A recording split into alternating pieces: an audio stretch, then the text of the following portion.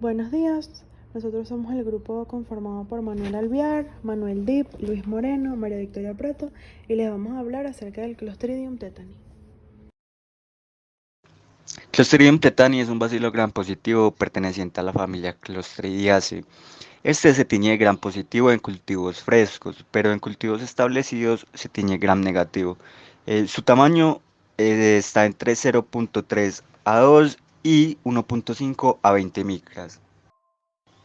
Esta bacteria forma una endospora terminal esférica, por lo que la célula con la espora tiene aspecto de palillo de tambor. Estas esporas no se pueden eliminar del medio ambiente y puede soportar condiciones de temperatura extrema, tanto en interiores como en exteriores. Es bien sabido que las esporas del tétano pueden sobrevivir en el medio ambiente durante muchos años y a menudo son resistentes al calor y a los desinfectantes.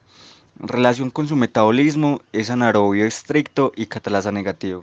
En cuanto a las formas de propagación, la transmisión se produce principalmente por inoculación accidental de las esporas con elementos cortantes o punzantes contaminados, o por mordeduras entre los animales y algunas veces por picaduras de insectos. La mayoría de las veces la bacteria es introducida a través de heridas de castración, esquila, descole e inyecciones de medicamentos. Esta bacteria también se puede adquirir por contacto de heridas con elementos contaminados como tierra, polvo y heces, y este último puede terminar generando fuentes de agua contaminada. Esta bacteria produce una neurotoxina llamada tetanoespasmina, la cual posee una dosis infectiva mínima muy baja, ya que esta es extremadamente potente. Y también produce la tetanolicina, la cual causa daños tisulares, reduciendo el potencial redox y favoreciendo las condiciones para la proliferación de la bacteria. También es importante tener en cuenta que no se produce la transmisión de individuo a individuo, ya que la vía de entrada de esta bacteria es parenteral y a través de las mucosas. Esta puede afectar a todos estos animales, pero son más sensibles los equinos, los bovinos, los ovinos y accidentalmente se ven en cerdos y en caninos. Para que esta bacteria pueda sobrevivir en el ambiente, forma una endospora terminal que permanece inactiva en el suelo y puede ser infecciosa durante más de 40 años. Esta se encuentra principalmente en el suelo de zonas rurales, cálidas y húmedas, en el estiércol y en elementos textiles como el cuero y la lana. Prevención y control. Las esporas son muy resistentes al calor y a la mayoría de los antisépticos, por lo que se necesita un riguroso control sanitario y una adecuada vacunación de los animales. Para la inactivación de estas bacterias, se sabe que las esporas son moderadamente sensibles al hipoclorito sódico, al glutaraldehído al 2% y a formaldehído al 8% tras un contacto prolongado. Para su inactivación física, le- las esporas también se destruyen tras ser sometidas a calor húmedo a 121 grados centígrados durante 15 minutos. La sintomatología consiste en rigidez y convulsiones tónico-clónicas, protrusión del tercer párpado, trismo mandibular, postración y dificultad respiratoria, lo que finalmente produce la muerte. El tétano se caracteriza por un curso clínico que generalmente lleva a la muerte de los animales en unos pocos días. El periodo de incubación oscila entre 24 horas y los 54 días, siendo el promedio de 14 días y variando dependiendo de la cercanía entre la lesión y el sistema nervioso central. Su respuesta inmune. La respuesta inmune se da principalmente hacia la toxina tetánica, que es inducida solo por la inmunización obtenida mediante la administración de su respectiva vacuna. Su respuesta inmune es primero mediada por la inmunidad innata mediante las diferentes barreras físicas del cuerpo, pero cuando ya entra al cuerpo la bacteria es reconocida por los receptores tipo TOL 1, 2, 4, 5 y 6, los cuales son los que le reconocen las bacterias extracelulares. La principal respuesta inmune a esta bacteria se da gracias a la inmunidad adaptativa, ya que la inmunidad a esta bacteria se obtiene por la colocación de las vacunas antitetánicas, ya que después de la infección con Clostridio tetanus no dejan células de memoria debido a que la cantidad de toxina producida por esta bacteria es mucho menor a la cantidad que se necesita para que se pueda generar una respuesta inmunitaria apropiada. La respuesta inmune es de tipo humoral, Esto quiere decir que está mediado por anticuerpos y por los linfocitos B. Esta respuesta inmune es el principal mecanismo de defensa para los microorganismos extracelulares y sus toxinas. Gracias a ella se bloquean las infecciones y elimina microorganismos extracelulares, estimulada por la vía clásica del sistema de complemento. Para que se produzcan dichos anticuerpos debe haber microorganismos y linfocitos B que son quienes lo van a reconocer. Una vez se reconoce el microorganismo con el linfocito B, se van a producir estos anticuerpos. En este caso aparecen después de la vacunación. Las inmunoglobulinas específicas que son responsables de esta respuesta contra el tétano son las inmunoglobulinas de tipo G. La neurotoxina que tiene que neutralizar estos anticuerpos es la tetanospasmina, que es la toxina más importante del tétano. Esta toxina es extremadamente potente, ya que bloquea los neurotransmisores inhibidores del sistema nervioso central y provoca rigidez muscular y espasmos característicos del tétano. Actúa sobre las interneuronas del sistema nervioso central situadas en la médula espinal. Esta unión es altamente específica y potente, puesto que las interneuronas poseen gran cantidad de gangliosidos. Al encontrarse unida a la toxina tetánica, no se produce la liberación de la glicina por parte de las interneuronas y por lo tanto la acetilcolina sigue liberándose de manera descontrolada por parte de las neuronas motoras. Esto supone una continuación de la contracción de los músculos conocida como parálisis espásmica convulsiva.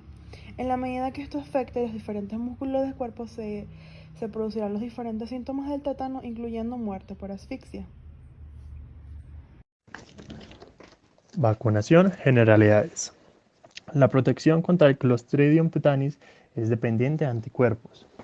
Para conseguir esta protección es necesario una vacunación, ya que un individuo que haya sido infectado no desarrollará células de memoria para protegerse de una futura infección. La vacunación puede ser activa o pasiva y esta requiere de varias dosis para mantener su protección en un tiempo prolongado. Vacunación activa y pasiva. La vacunación activa se da por medio de la vacuna antitetánica, la cual se basa en el toxoide tetánico, una neurotoxina modificada que induce la formación de una antitoxina protectora. Esta antitoxina protectora se puede pasar de una madre al feto a través de la placenta, lo cual protegería al neonato. Y la vacunación pasiva se da por medio de inyectar el plasma de un individuo que haya sido vacunado posteriormente y haya sido capaz de desarrollar inmunoglobulinas antitetánicas.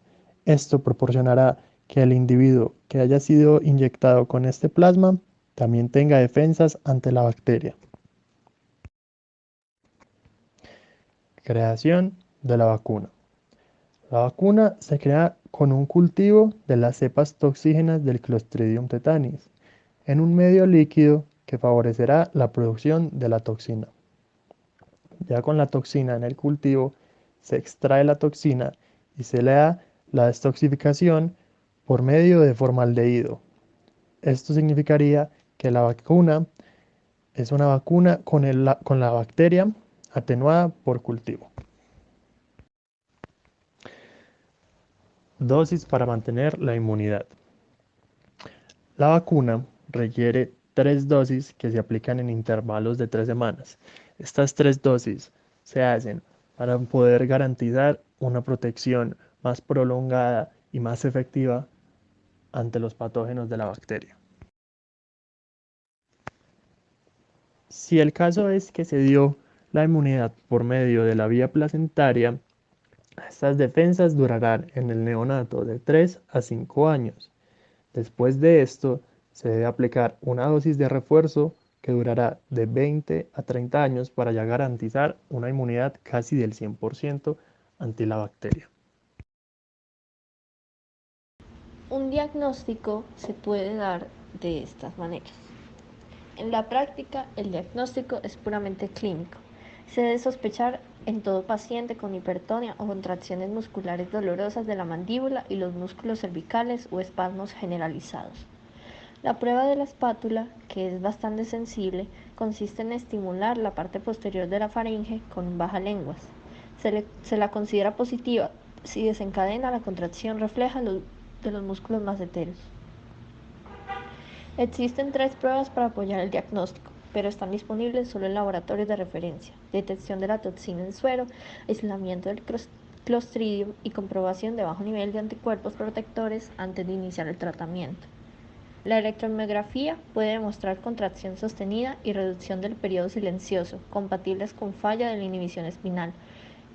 El hemoleucograma y el líquido cefalorraquídeo suelen ser normales. La disautonomía no ha sido bien definida, pero se puede comprobar demostrando la fluctuación de la resistencia vascular periférica y el aumento de los niveles de catecolaminas en sangre u orina. Por otra parte, el diagnóstico diferencial debe establecerse dependiendo de las características clínicas predominantes e incluye procesos locales que también producen trismos, como los abscesos alveolares, intoxicación por estricnina, con síntomas similares pero recuperación rápida tras los cuidados de apoyo, reacciones distónicas con crisis oculógiras secundarias a toxicidad por fármacos, tetania hipocalcémica o alcalótica, meningitis y encefalitis, rabia, abdomen agudo por la rigidez abdominal y el gran aumento del tono en los músculos centrales como la cara, el cuello, el tórax, espalda y el abdomen, con espasmos generalizados sobreañadidos sin apenas afectación de manos y pies, orientan decididamente al diagnóstico de tétanos. En el tratamiento, las metas terapéuticas se resumen en los siguientes puntos: evitar la producción de la toxina, neutralizar la que está libre, proporcionar al paciente soporte para la enfermedad producida por la toxina ya fija y prevenir las complicaciones. Los objetivos del tratamiento de la enfermedad instaurada son: 1. Eliminar el foco de origen de la toxina. 2. Neutralizar la toxina no fijada. 3. Impedir los espasmos musculares. 4. Utilizar medidas de sostén, especialmente de la ventilación, hasta lograr la completa recuperación.